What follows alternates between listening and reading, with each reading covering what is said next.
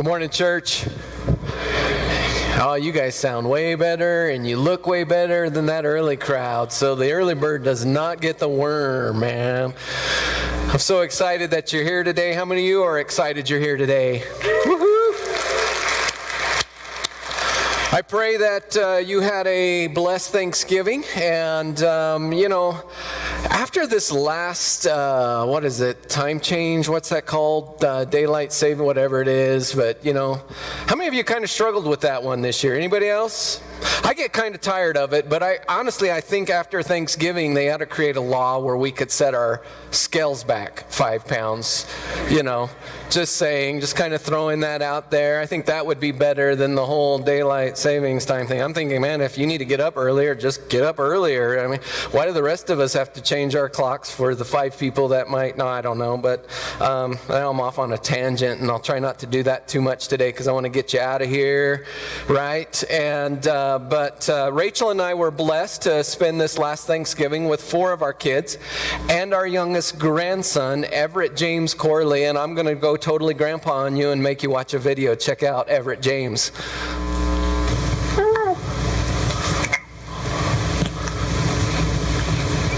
Are you a bear? Are you a bear? Oh, you are, huh? What's your best bear noise? Oh, gets no better than that, right? That's why they're grandkids, all right? So those of you that are like, what am I going to do with my kids?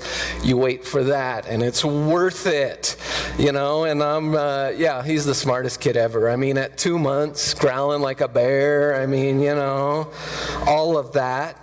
A lot of times people say, hey, Pastor Keith, what is it that you do at the church? What do you do? And I'm like, just, sit around, play solitaire. And Pastor Vaughn and I, we play pool, and we just do a whole lot of nothing. And then we go home, and, being a pastor just has nothing. Schedule's always the same. We have banker's hours, all that other good stuff. No, I'm actually the men's ministry pastor, and our men's ministry is called Rally. Rally stands for Reject Passivity, Accept Responsibility, Lead Courageously, and Invest Eternally. And who doesn't want to hang out with a guy that rejects passivity, accepts responsibility, leads courageously, and invests eternally? And that's our focus in the men's ministry, is that we be men who do those types of things. And I encourage and I invite every man in this room to join us. Rally kicks off on January 15th. I don't care if you get your phones out, because I know you're going to forget. Get your phones out. Find January 15th. Put a reminder about 3 weeks out that you're going to go that day. We have 2 options on Wednesdays. We have a 6:30 in the morning option or a 6:30 in the evening on Wednesdays beginning January 15th. So if you're a guy in here, you are officially now invited to come hang out with us. And I promise you, if you do it, it will change your life. You will be better for it. Just about 6 weeks ago, actually it was on the Game 7 of the World Series. A couple of the losers from my table didn't show up, so my table was a little thin. I jumped to another table, and we were having discussions, and one of the young guys said at the end, one question we frequently ask is, what's your takeaway from tonight? And his takeaway was, I got to come here every week because I'm learning something that's making me a better husband and a better father. And so guys, I want to encourage you, come hang out with us in men's ministry. I want to take just a moment, brag on a group of guys from our men's ministry, from Rally. They went and served an elderly lady last week, took down 12 trees for her. Not only did they take them down, they chopped them up, put them in a trailer, and hauled them off. And so I'm so proud of them, because Jesus said, I came not to serve, but to serve. God wants us to be servers, and so super proud of these guys for finding somebody that they could serve in the community and going out there. Also want to give a shout out to the Bloomfield Bobcat football team. Yeah? Absolutely. I mean, the results were not what we were hoping for, but hey, anytime you get to play after Thanksgiving, that is awesome. So super proud of them. Proud of Coach Bobby. Alcorn, thank you. It was coming. It was coming. Now you guys know what Rachel has to put up with. It's like, what are you thinking? I'm like, I'm thinking. Just stop. Give me a minute. But Coach Bobby Alcorn and his team, and hey, that's awesome. 2 years straight in the championship game, and let's go for a third and let's win it. Third time's a charm, all right? So super proud of the Bobcats. So, hey, would you pray with me and let's ask God to bless our time together. God, we thank you for the opportunity, God, to come into your house and worship you. Lord, there's no sweeter name than the name of Jesus. So, God, we come in today. And, Lord, I know that there are people here, God, maybe their Thanksgiving wasn't so thankful. Maybe it wasn't so great. And so, God, I pray that even in the next few moments, you'll speak to them. Lord, may you show yourself to them. Lord, I pray for all of us, God, that in the next few moments we'll open our hearts and our minds. Lord, I pray that the truth from your word would make us better. Lord, we know that when we get into your word, Lord, there is something we can get out of it. Lord, I pray that you would speak through me now. May the words that come from my mouth be from you. Lord, use me. Use our time, Lord, and it's in your precious name we pray. Amen. This morning we're going to be talking about expectations, and on Rachel's and my first Christmas after we were married, leading up to when her family celebrated Christmas, she kept talking about this great dinner that her family has.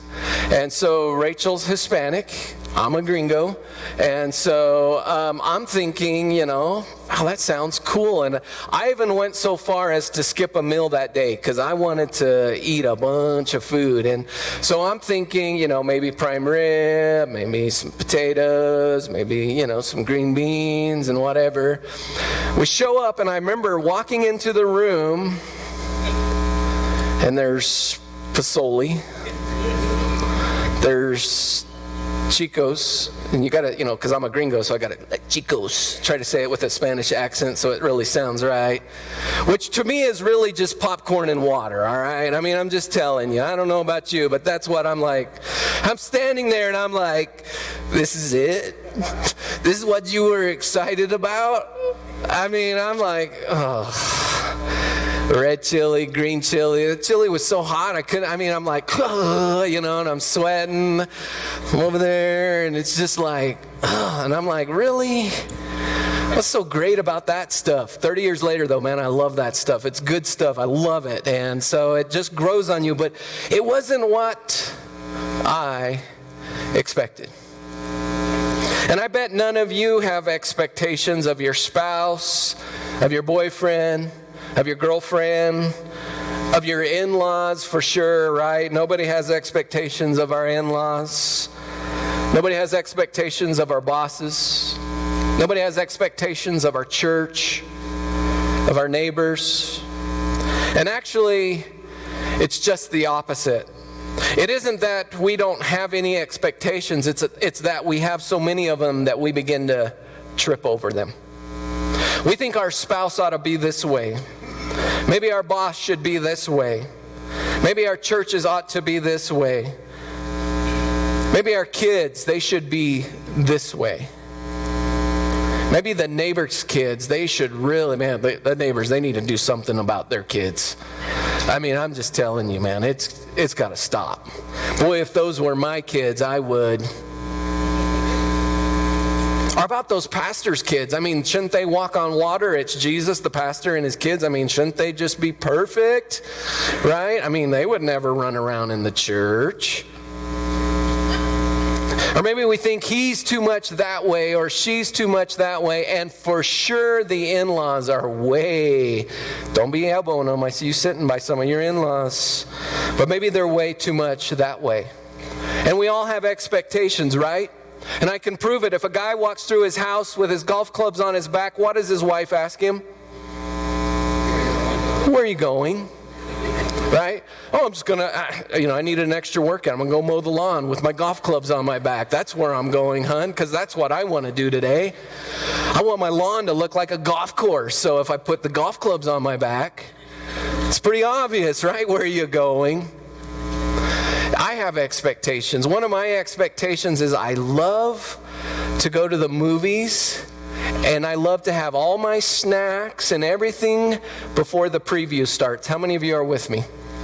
I mean, to me, the previews are usually sometimes the best parts of the movies. There's just a few of you good people, few of us smart people. Not all of you raised your hand. The rest of you you must be like Rachel. You don't care when you get there as long as you get there, you know. So Rachel and I were going to a movie, and I call it like the little flyover thing, and I was thinking it was time for us to go, so I kind of went to the room. I flew in, fly in there. I walked in there just to see what she was doing, and I walk into her bedroom, and she has all the nail stuff, nail polish, and she's going to town, and I walk out, and I'm like, oh, you're going to paint your nails for a dark room where nobody's going to see them? Seriously? You're going to do that now? So I'm out there and I'm trying to be patient and I'm watching the clock. I'm looking at the clock and I do another flyby and I go in and guess what color she's painting her nails? Clear. And I'm like, in my mind, I'm thinking, man, if you wanted your nails to be shiny, we just get some extra butter and they'll be shiny at the movie. I mean, you don't got to paint them, right? And I go back out. I'm patient. I didn't say nothing. At least, not to her, right? I go back out, and finally, she's like, I'm ready. I'm like, about time, So we get in the car, and I'm thinking, I'm going to just relax. And I'm thinking, I'm just going to reach over and grab her hand, and I get the old, nails are wet, And I get in trouble because she painted her nails, and I'm trying to keep this all cool. Why? Because I have expectations. Expectations in a relationship can be silent killers. Silent killers are those diseases without symptoms. At least often there aren't any symptoms until it's too late. Expectations can be like that. A lot of the times you don't realize what your expectations are until somebody fails to meet them.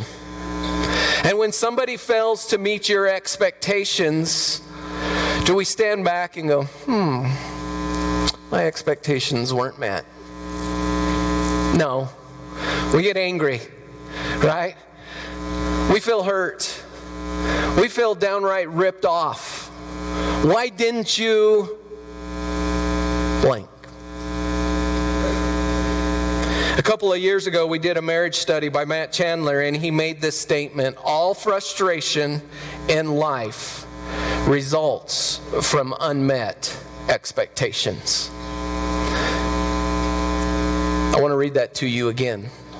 All frustration in life result from unmet expectations. And I remember sitting there thinking, man, that's a pretty bold statement. And I'm like, this is a marriage thing. So maybe he just meant all frustration in marriage comes from unmet expectations. But I began to watch myself after I had heard that, and I began to I actually came to the same conclusion as he did. All frustration in life comes from unmet expectation. And I think it's a true statement, and I want to show you proof of that. Check out this video. And Mama and me and Wolf. She didn't give you a kiss? And Wolf. And she just went to work? Yeah. What kind of mama does that? You don't know? Me neither. Hi, and Nana Mama. Hi, baby Nana, Dada, me, and Wolf, and me, and Jay. You wanted to give her a kiss? And did you see? And she just went to work? Yeah. Oh, man. Oh, me. I love how the little sister, I think she's a sister, I don't even know who that kid is, just on YouTube. It's a great video, but I love that. But I love the way he's all, he's excited, but he's what? Frustrated. It starts early. And he's frustrated for all the right reasons. Mom didn't give him a kiss goodbye before she went to work. And the little sister throws the bottle like, yeah, Mom, you're such a cheapskate. So why do we get frustrated? We get frustrated because expectations operate in our minds as should. If I have expectations of you, that means that I have a mental list of things you should do. Things you should say, things you should and should not care about. Things you should and should not be willing to do for me. You see, when you and I live in this mindset of shoulds, it causes frustration. Expectations cause frustration not only for us, but for the people that we are putting them on. Expectations create a debt-debtor relationship. Whenever I put my expectations on you and expect you to do something with them, I now live under the assumption that you owe me. My expectations become what you owe me. Do you know what you know how Solomon describes owing something to someone? You know how he describes what it does to a relationship? Proverbs 22:7 says, "The rich rule over the poor, and the borrower is slave to the lender." When you create a debt-debtor relationship, you change it to an owner-slave relationship. You want to mess up your relationships, make them a debt-debtor.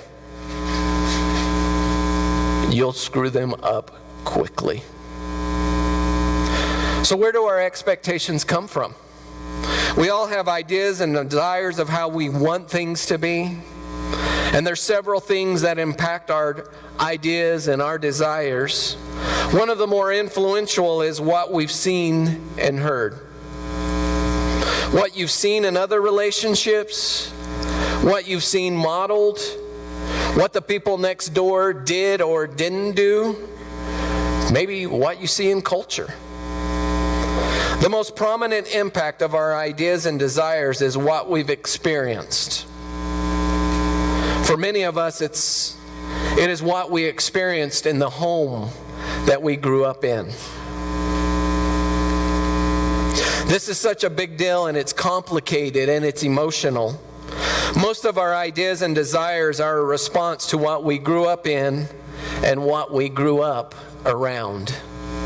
We're either trying to avoid something or we're trying to recreate something. When we're trying to avoid something, it usually begins with this thinking: my relationships are not going to be like that. I'm not going to be like my mom. I'm not going to be like my dad. We're not going to have that kind of a relationship. I'm not going to treat others like that. We impact our ideas and our desires by avoiding something. Or when we're trying to recreate something, it comes from situations where it was like, wow, that is exactly what I wanted. Maybe you saw an amazing relationship that you wanted, so you try to recreate it. Maybe the way your family did the holidays was awesome, and now you're trying to recreate that same thing for your family. We impact our ideas and desires by recreating something. But even in situations where we're trying to avoid something that was bad or recreate something that is good or something that is healthy or something that's worth creating, in the middle of all of this is me. These are my desires. These are my ideas. And then at some point we take these and we hand them to the people that matter the most to us. And we ask them to make them come true. In my mind, we tell them, this is what the future would look like, and I need you to come through for me. But the challenge is this: once we hand our ideas and our desires to someone else, it does not feel like their desires, their ideas. To them, it feels like expectations. To them, it feels like homework. To them, it feels like we're beating them up. You see, most of us, we think that when we're frustrated, we're cute, like that 2-year-old boy. It's not so cute when you're an adult. The little boy was even frustrated for all the right reasons. But you want to know the truth? When you act out, when I act out on our frustrations, good and bad, it really feels and looks like this. And it's funny if you're not in it. But when someone hands you their expectations, that's what it feels like. And we think we're cute when we're doing it.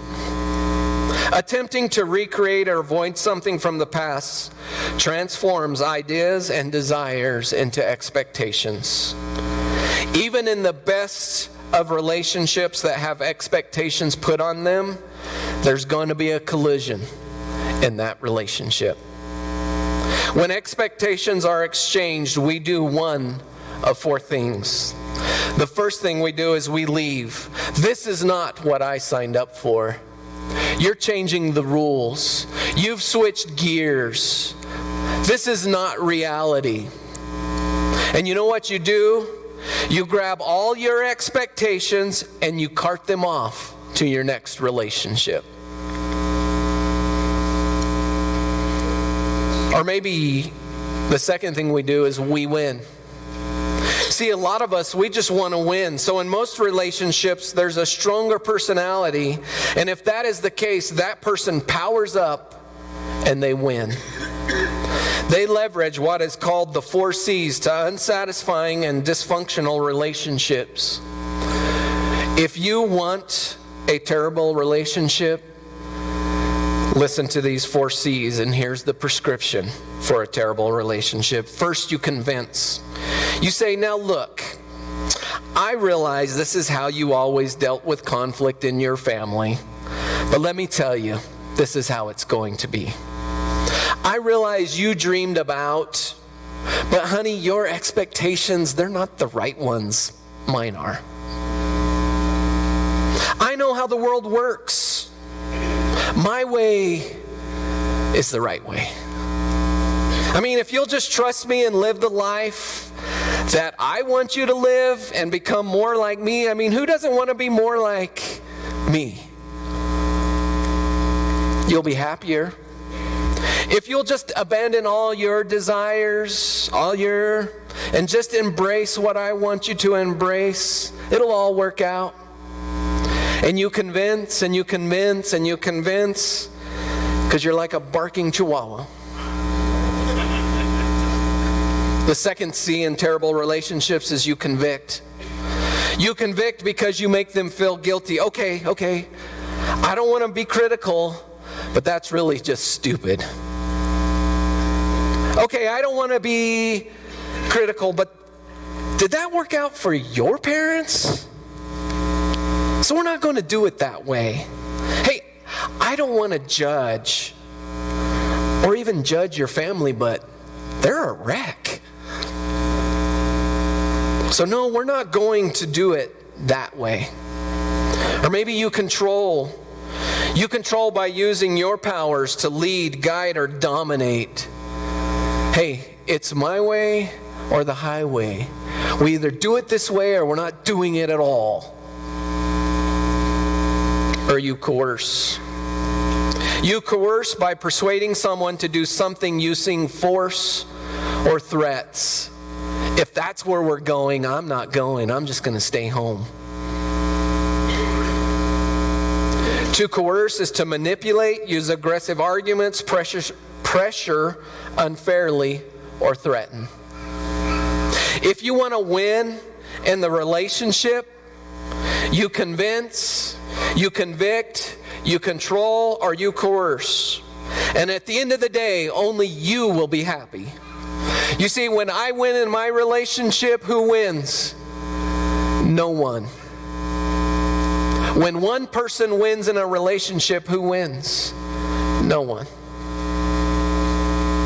But at the end of the day, if you win, you will be happy. You're living out your desires, and you have someone who's given up on what they want, and they're helping you live out your dream. They've ultimately conformed to your expectations, which of course is the right way to do things. The third response to exchange expectations is just the opposite to the person that wins. The third response is we are the conformer. We conform. We become somebody we are not to compensate for somebody who will not love us. We become somebody we are not to compensate for somebody who will not accept us as we are. We abandon who we are to embrace what makes another person happy, regardless if it works for us. We just conform.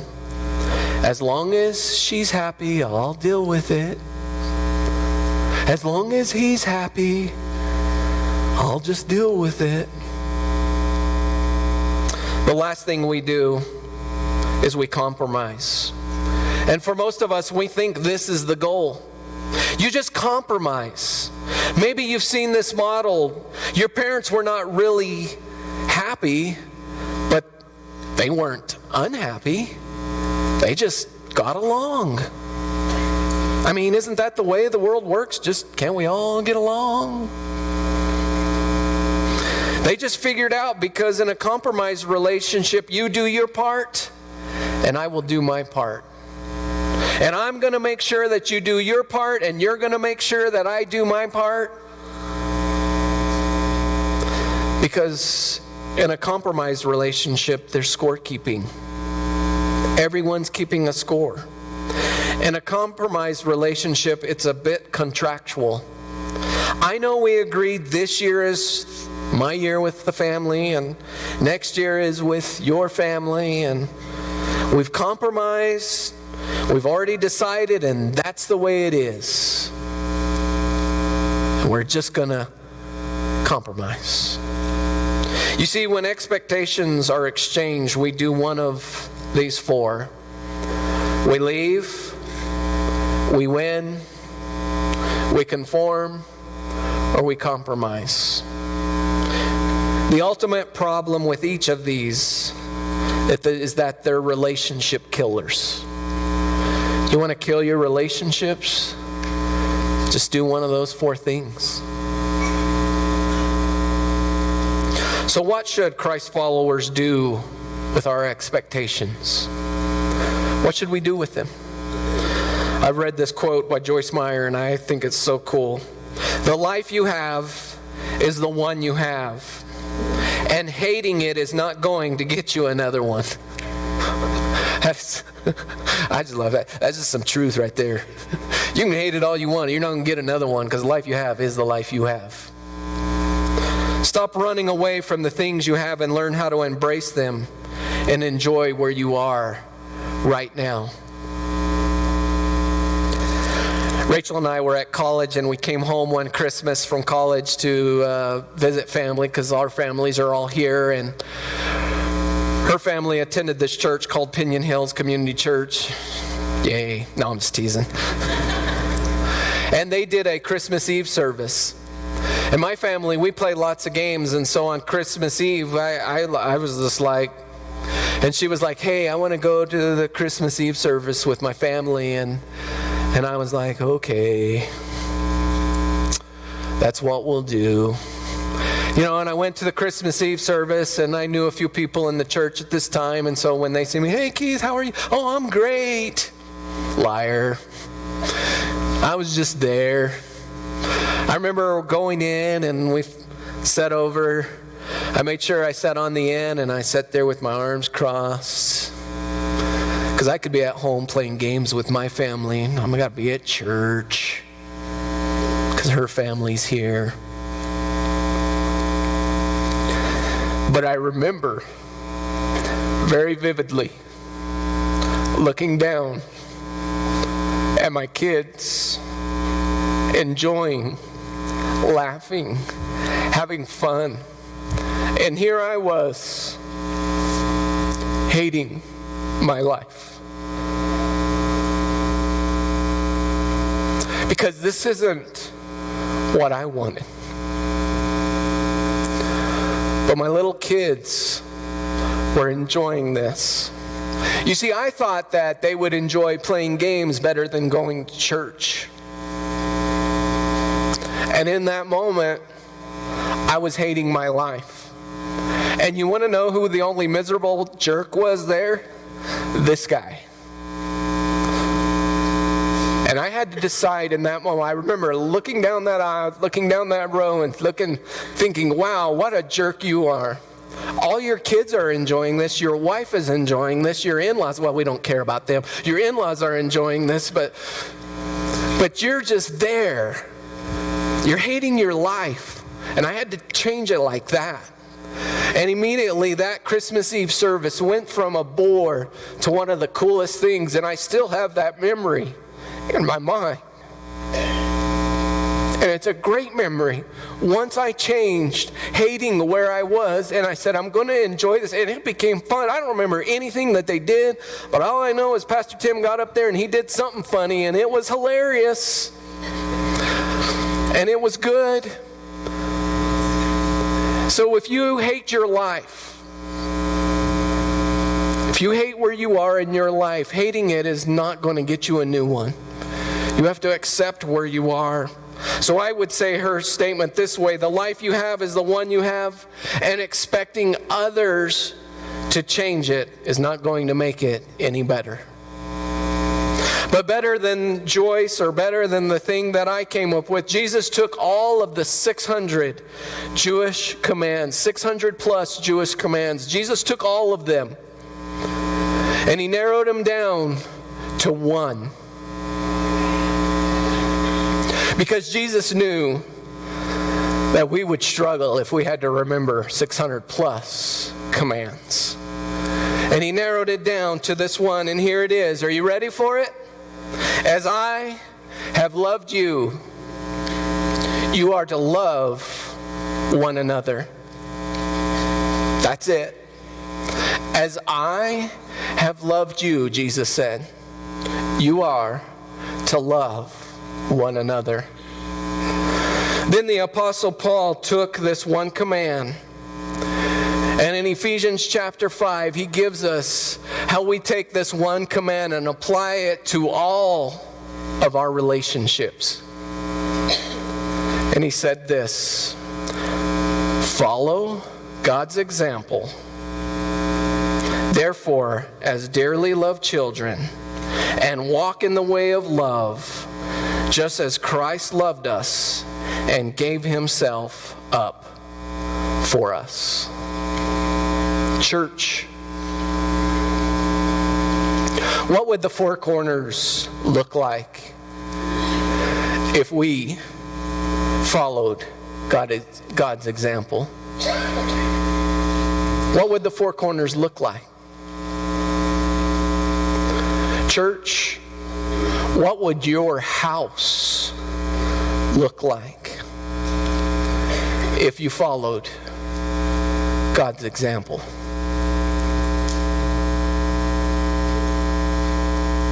What would work look like if you walked in the way of love and gave up yourself like Christ gave up himself? What would work look like? What would your environment be like if you followed God's example? You see, God's example is marked by giving, not getting. And when you and I give our expectations to others, it's marked by getting. What are you going to do for me? So how do we follow God's example? Paul says, walk in the way of, come on, it's up there. Walk in the way of love. Just as Christ loved us. You see, walking in the way of love is learned. That's not just something that happens.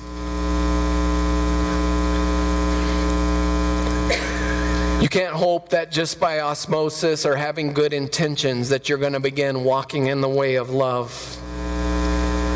But it can happen when you grow spiritually. The best way to grow spiritually is through relationships. Relationships with other believers. If you want to follow God's example, you'll need to have others around you encouraging you, exhorting you, challenging you, praying for you. I challenge you to get involved in the things that are going on here in the church. We have something for everyone. We have life groups, we have men's ministry, we have women's ministry, we have a recovery ministry, we have a student ministry, we have interest life groups, we have Bible study groups. One thing you can do right now is Pastor Matt wrote a Christmas Advent Bible study. It's a 25-day Bible study. You can pick these up in our bookstore. They're $7. And I challenge you over the next 25 days to do this study. Let me just quickly, it's each day, oops, I'm going to get there. There's one day. And I just want to quickly read the application for today. So many times we want God's blessings now and simply aren't willing to wait on God's timing. Trust that God wants to give good gifts to His children, but in His timing. He knows what is best and when is best. He knows your needs and desires. Demonstrate your faith and trust in Him by being patient. That's just that. So you could do all of this. You could do today's study in less than 5 minutes. I hope that you'll take more time and think about it. But anything that you do that grows you spiritually will give you the tools to walk in the way of love. I think the Apostle Paul used the word walk in the way of love because it's going to take action on your part and on my part. Because we can be Christ followers, but we can still be jerks. I know that because Rachel's married to one. Sometimes. But Paul continues, not only does Christ love us, but Christ gave Himself up for us. Christ didn't go to the cross and say, hey, Christ didn't go and say, hey, I'll go to the cross when you... He didn't draw any lines. He didn't give us any expectations. Christ went to the cross like this.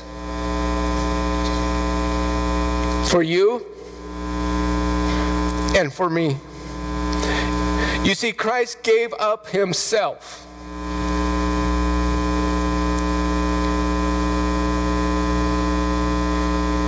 The good news is you and I don't have to go to the cross because Jesus did that for us. But Paul does give us the secret to giving ourselves up like Christ did. In Ephesians 5:21, he says these 9 words, and these 9 words can transform your relationships. Ephesians 5:21 says this, submit to one another out of reverence for Christ. You want to know the best way to do that? Ask this question. What can I do for you? Teenagers, you want your parents to pass out? Click the horn. No, I'm just teasing. You want your parents to pass out? Go in when their friends are sitting in the living room and say, what can I do for you? They're going to hit the floor. Then you don't have to ask them if you can go hang out with your friends. You just go hang out, leave them there, and come back and wake them up. No, I'm just teasing. I'm not promoting that. And you all laugh, but spouses, you imagine what it would do to your spouse if you said, turn off the dang horn. Now you got the other car. No, I'm just teasing. But imagine what would happen if you asked your spouse, hey, what can I do for you? And do it. How about if you're a boss in here? What about the people that work for you? What response would you get if you walked in and said, "What can I do for you?" They would think your Thanksgiving eggnog was spiked.